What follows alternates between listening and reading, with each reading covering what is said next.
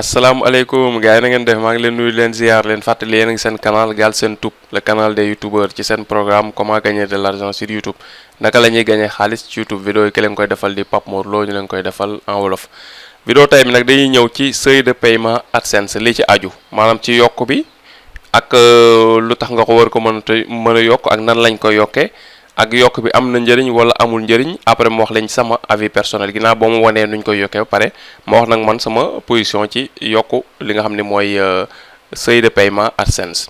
mais avant ñuy ñëw ci loolu nag ma leen di yëgal ni ñi nga xamante ni ñu ngi ci formation YouTube solution bi am na vidéo bu ma dugal tey mu tudd bonus numéro 3 bonus numéro 3 bi nag comme ni ma leen ko waxee woon ñi nga xam ne ñu ngi ci YouTube solution bi muy vidéo boo xam dama si wane benn canal boo xamante ni def naa ci ay vidéo monétiser ko te même système bi nga xam ne moom laay jàngale ci formation YouTube solution bi système boobu laa appliqué ci canal boobu pour monétiser ko ginnaaw bu ma si dugalee vidéo yu bëri YouTube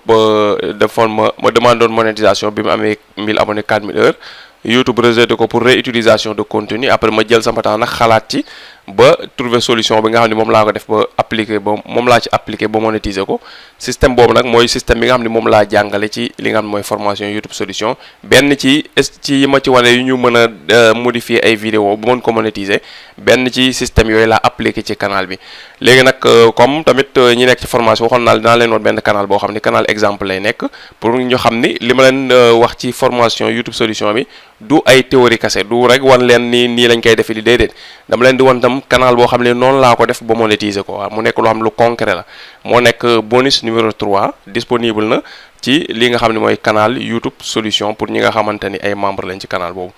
léegi bu ñu ñëwaatee ci suñu vidéo tey bi mu nekk comme ni ma la ko waxee seuil de paiement bi fan la ñuy dem da ngay ñëw fii à gauche fii ñu def paiement nga cliquer ko boo cliquer paiement léegi nga ñëw fii ci suuf gérer les paramètres nga cliquer ko gérer les paramètres boo cliquer gérer les paramètres gis nga fii la lay indi page bi la lay indi bu leen lee ci page bi fii moo ñu ci intéressé muy échéance des paiements voilà fii léegi crayon bi ngay cliquer boo cliquer crayon bi léegi ñaari option nga am option bu njëkk bi mooy nga yokk montant bi nga xamante ni moom nga bëgg su fa eggee AdSense di la soog a envoyé sa xaalis montant bi nag minimum bi bu dee ci sa AdSense ci euro lay affiché minimum bi 70 euros la bu dee sa AdSense ci dollar lay affiché minimum bi $100 lay nekk parce que $100 ak 70 euros ñoo tolloo à peu près waaw dañ ko convertir après ñu tolloo ñu def ko noonu. léegi su fekkee par exemple tey man dama bëggoon léegi sama AdSense ma ne daal bëgguma daal di am ay 80 euros ay 100 euros AdSense di ma ko fay déedéet dama bëgg AdSense di ma ko dajaleel ba muy mat 500 euros nga xam ne fu ma amee paiement bu jógee AdSense ñëw sama compte banque rek dafay mat 500 euros bu boobaa nan laay def fii laay ñëw ma supprimer 70 euros yi ma def fi 500 su ma fi defee 500 lu may def jeex na ñëw fii rek def enregistrer voilà nii jeex na sama seuil de paiement nekk na 500 euros léegi nag montant bu ma mënati gagné chaque weer day ñëw ci AdSense dafay toog kenn du ma ko envoyé heure bu matee 500 euros AdSense soog ko envoyé sama compte banque loolu lay jëriñ léegi am na beneen option bu ñu ko mën a defee tamit beneen option bi mooy comme fii par exemple mën nga fi bàyyi par exemple montant bu la neex voilà mais nga ñëw fii nga planifier maanaam comme fii par exemple ñu mu nekkoon 70 euros yi fi nekk fi ba léegi mën nga ñëw fii dem nga planifier nga cliquer fii daf lay génneel calendrier. mais calendrier bi toujours du passé 1 an boo seetee voilà boo wàccee gis nga ba dem ba nga boo wàccee gis nga ñoo ngi mois de voilà ñoo ngi mois de novembre lan novembre 2021 gis nga bouton yi cliquable luñ gis nga lu tax parce que passé na at gis nga tey la le 11 novembre 2020 mën nga planifier ba le 11 novembre ba le 10 novembre 2021 day nekk 1 an rond mën nga ko planifier su ma neexoon tey ma léegi ne AdSense man daal sama xaalis bi ma fiy gagné ak nu mu mënti toll pour ma ko di fay léegi dencal ma ko ba le 10 wala ba le 1er novembre wala ba le 10 novembre moo xam wala nga ñëw nga ne dencal ma ko daal ba fii ak octobre nga xool date bi la neex par exemple bu ma bëggoon fii ak 1 an rond damay ñëw ma def le 10 novembre 2021 gis nga. après ma ñëw ma def lan enregistré su ma ko enregistré gis nga enregistré wu na su ma ko enregistré léegi problème bi mooy lan 70 euros mooy seuil de paiement bi xam nga yokkuma ko mais même bu nekkee 80 euros du ma ko envoyé lu tax parce que man maa def fii man maa reporté paiement yi ba le 10 novembre 2021 lu ma munti gagné day toog ci AdSense lu ma munti gagné chaque weer day toog ci AdSense ba mu passé le 10 mu ma koy soog a mën a envoyé sama compte banque parce que ñaari option yi nga am bu la neex nga yokk montant bi fii ak eggul montant sàngam duñ la ko fay su la neex nga def date bi fii ak eggul date sàngam duñ la ko fay waaw loolu j'espère que leer na léegi comme man nag defuma yooyu léegi dama koy dindi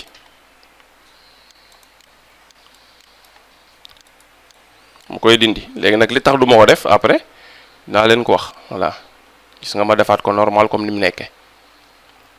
voilà léegi defuma calendrier échéance 70 euros laa bàyyi lu tax nii ma la woon mooy ni nga xam ne noonu ngay yokkee seuil de paiement xam ngeen ko léegi yomb na voilà mën nga ñëw fii nga def 200 300 mën nga def 1000 euros mën nga def 500 euros yaa xool la neex nga def ko voilà léegi bu ñu ñëwee fi lan la ñu wax mu ne ñu boo xoolee lii moo ci intéressé mu ne ñu les modifications doivent être effectuées avant la date de traitement du paiement pour être prises en compte dans le cycle du mois en cours maanaam soo koy def nag comme par exemple xam nga tey mi ngi nekk le 11 bi parce que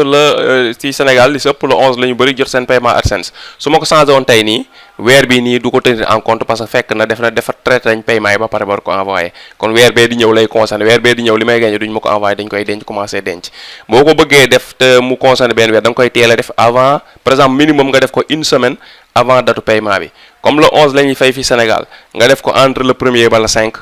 foofu la yem boo passé loolu fekk datu traitement bi traité nañ paiement ba pare ba yóbbu ko ci banque yi viré la ko rek moo ci des weer boobu du ko jël en compte weer bi stop la koy commencé def voilà loolu mooy détail bi ma si bëggoon a wax léegi nag man personnellement du ma ko def lu tax parce que AdSense genre banque la nekk si internet mais Google moo ko moom léegi nag AdSense soo fi bàyyee fii sa xaalis par exemple nga koy dajale ko ba nga def par exemple 1000 euros nga dajale ba am 800 et quelques euros envoyé guñ la ko parce que matul 1000 euros mu jékki-jékki par exemple nga amoon problème yu garaaw ci sa YouTube léegi YouTube décidé suspendre sa compte sa canal YouTube boole ko ak sa compte AdSense parce que da nga def infraction yu garaaw su boobaa montant bi nga fi amoon da nga koy perte zéro parce que dañuy jàpp fraude bi tax bi nga doon def ci YouTube bañ clôturer sa compte xaalis bi nga am ci AdSense ci loolu nga ko gagné ce qui fait que dañ koy clôturer montant boobu dañ koy dugal ci publicité tasaat ko investir ko ci publicité defal ko publicité gratuitement ñi nga xamante ni ñoo doon fay pour publicité parce que dañuy jàpp ñoom nga tëddee am da jël seen xaalis léegi dañ koy dugalaat ci budget publicité bi publicitéel ay société gratuitement te duñ leen ko fayeeku noonu lañ koy def moo tax man je préfère li nga xam ne mooy sa compte banque nga xam ne yaa ci am contrôle xaalis bi nekk sa compte banque moom sa xaalis la yaay dem retirer yaay dem dugal foofu nga ëppee contrôle kenn du jékki-jékki ne la non da nga am problème ci AdSense dañuy bloquer sa compte banque déedéet sa compte banque yow yaa ci am contrôle moo tax je préfère bu ma fi gagné woon juróomi dërëm sax nañ ma ko envoyé sama compte banque par weer sama compte banque moom sama compte banque lu fa xas dugg yow mun nga ko maîtriser mais AdSense maîtriser woo ko 100% produit Google la Google ñoo ko maîtriser 100% dafa bëri yu bëree bëri yoo xam ne Google dañ koy doxal ci seen plateforme yi ñu am yëpp loo xam ni 10% yi dong la ñuy wax nit ñi voilà 90% wu li ñuy def ci seen i affaires yi ci suuf duñ ci nangoo joxe information voilà parce que confidentialité lañ koy def voilà gagné naa fi juróomi dërëm weer bi dee na dañ ma fay sama juróomi dërëm dem sama compte banque toog fa ma xam ne sama juróomi dërëm yi man maa ko yilif mi ngi sama compte mais du ma ko bàyyi biir AdSense am na ñoo xam nag dañoo wóolu nañ AdSense ba fii dajale man nag awma ci ñoom boobu confiance waaw parce que xam naa ni léeg-léeg ñu rëq ndigu ñu bëri parce que ay millions wala ay milliards mën na cee génne dugg ci seen kees léegi li tam ñu def ko par exemple tey da ngay yor sa canal ngay dawal ñu lay say bàyyi dugal nga ay vidéo ñu accepter monétisation amul benn problème ñu dem ba mu neex la ñun la réutilisation de contenu bloqué sa AdSense bloqué sa monétisation montant yi ngay am mu doon traîner ci sa biir canal YouTube te weer wi di waaj a jege dootuñu la ko fay parce que démonétiser nañ sa canal pour raison réutilisation xaalis boobu di nga ko gis muy figurer ci sa biir canal YouTube te doo si mës a jot parce que fayatuñ la ko ci seen kees lay dem voilà moo tax nga bàyyi loolu xel. te boo amee 3 avertissement yoo xam ne droit d'auteur la yoo xamante ni da nga copier ay vidéo jaamu nekk lu sévère YouTube ni mu mënee tëj sa compte bu ko neexee mun na tam tëj sa compte tëjaale sa compte AdSense sa compte YouTube tëj sa compte YouTube tëjaale sa compte AdSense voilà donte léegi wàññi nañ liñ koy def waaye mën nañ ko def loolu moo tax man je préfère du ma bàyyi sama xaalis ci biir AdSense te ma lay conseiller tamit su dee am nga compte banque relier nga ko ak sa compte AdSense yaa xayti kay ñu lay fay ci AdSense li ñu lay fay kay bàyyi muy dem sa compte banque foofu moo gën a wóor pour nga denc fa voilà. loolu mooy li nga xam ne moo ci sama position man kuy denc sa xaalis denc ko sa compte banque waaye bu ko denc ci biir AdSense moom loo fi gagné nañ la ko fay li mooy li nga xamante ni mooy vidéo bi nga xam ne moom dinaa ko si def parce que ñu bëri dama si laaj seuil de paiement bi